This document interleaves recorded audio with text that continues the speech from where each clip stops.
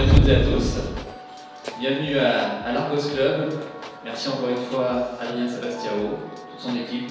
C'est toujours un plaisir d'organiser avec vous des événements toujours enrichissants. On se débouche. Et il y a Domino's qui m'embauche. Après, je vais le blé. Oui. À votre avis, dans votre CV, quelle est la chose la plus surprenante? C'était l'adoption d'un singe au Gabon.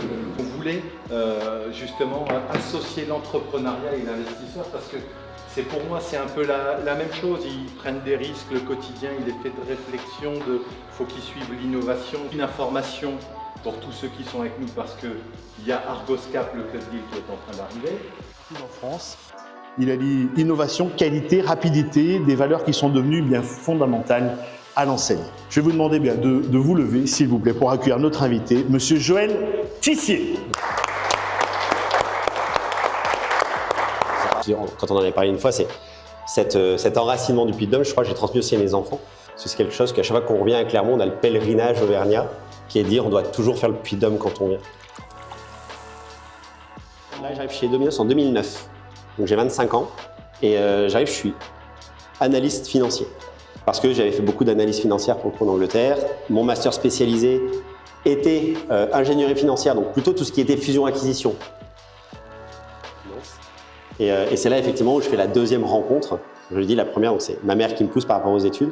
Et là, je fais la deuxième rencontre d'un homme fantastique et qui est président à cette époque-là de la France pour Domino's, qui est président Europe aussi et qui est un Australien.